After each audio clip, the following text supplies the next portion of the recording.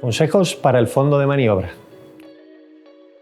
Si estás en el proceso de venta de tu empresa o te lo estás planteando en un futuro cercano, este tema te resultará de interés, ya que el fondo de maniobra es un aspecto esencial a la hora de negociar el precio de venta de tu empresa. Definición de fondo de maniobra. Si nos vamos a la definición técnica del concepto de fondo de maniobra o working capital en inglés, veremos que es la diferencia entre los activos circulantes menos los pasivos circulantes. Dentro de los activos circulantes tenemos principalmente cuentas a cobrar de clientes y otros deudores, existencias, así como tesorería. Por la parte del pasivo hablamos principalmente de proveedores, acreedores varios, como pueda ser Hacienda, y bancos si tenemos deudas, líneas de crédito, etc. Mantener un fondo de maniobra positivo y constante es fundamental para la salud de nuestra empresa. Si esta cuenta con mucha deuda a largo plazo, es necesario que el fondo de maniobra sea mayor. Pero si por el contrario no existen esos deudores a largo plazo, el fondo de maniobra podría ser más reducido. De hecho, una de las definiciones del fondo de maniobra por este mismo concepto es la parte del activo circulante que financia el pasivo a largo. Fondo de maniobra neto. Otro término importante a tener en cuenta es el fondo de maniobra neto, Net Working Capital en inglés. Su cálculo es tan simple como quitar la tesorería al fondo de maniobra para que nos dé el fondo de maniobra neto. Esta cifra es muy importante a la hora de vender una empresa, como veréis a continuación. El fondo de maniobra en la venta de una empresa. En otro vídeo hablamos de las diferencias en los métodos de valoración de empresas. Sin entrar en más detalle, en esta ocasión vamos a tomar, por ejemplo, la venta de una empresa en funcionamiento. En la mayoría de los casos, el comprador que adquiere una empresa en funcionamiento y por lo tanto aplica un método de valoración basado en los futuros beneficios, requerirá una situación patrimonial adecuada para conseguir esos beneficios que se esperan y por lo tanto justifiquen el precio que va a pagar por ella. ¿Qué significa esto? Que además de los activos fijos necesarios para poder llegar a las ventas esperadas, la empresa ha de transferir a su nuevo comprador un fondo de maniobra suficiente, es decir, un fondo de maniobra para que el día después de la adquisición ésta funcione con normalidad y no necesite inyecciones adicionales de capital. A la hora de negociar es importante que tengáis en cuenta que vendéis una empresa con actividad, por lo tanto, si vendéis los futuros beneficios necesitáis que ande de por sí para que el comprador pueda conseguirlos. Es decir, si vendéis la empresa por 10 y el comprador ha de inyectar 2 para que opere con normalidad, realmente el precio que paga el comprador no es 10, sino 12. Entonces, ¿cuál es el fondo de maniobra suficiente? Vamos al caso más extremo para entenderlo, donde el fondo de maniobra es 10, las ventas no varían, no hay deuda financiera ni los periodos de cobro y pago cambian. Además, no se necesita tesorería para financiar el fondo de maniobra, sino que pagos y cobros ocurren en el mismo momento y el beneficio se reparte entre los socios también en ese momento.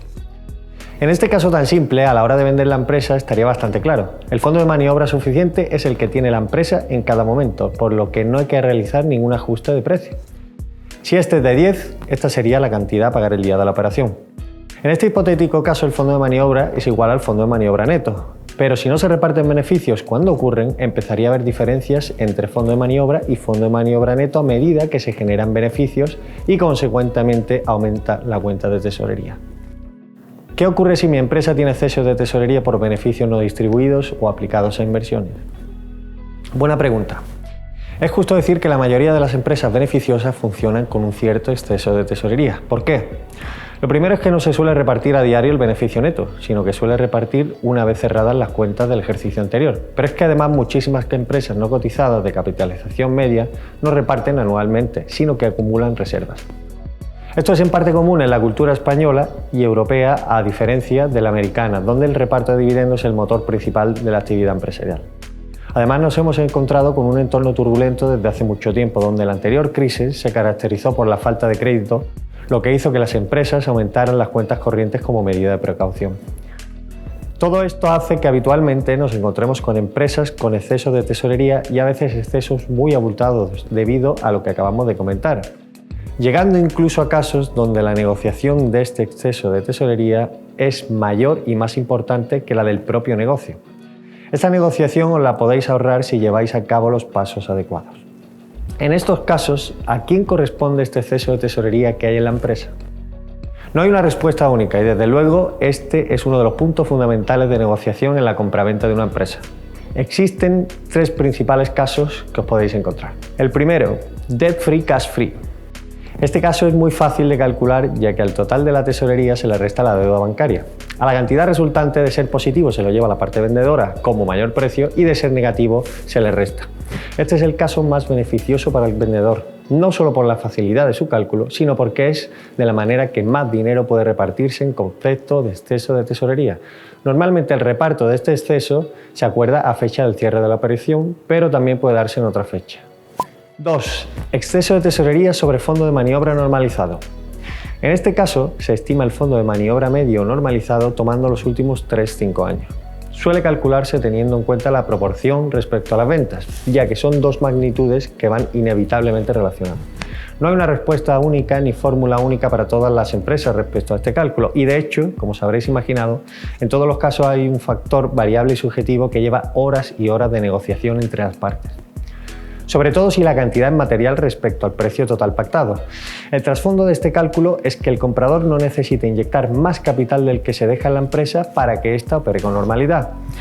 Este se considera el caso más frecuente por ser quizás el más justo para ambas partes. Ni uno paga más ni el otro recibe menos.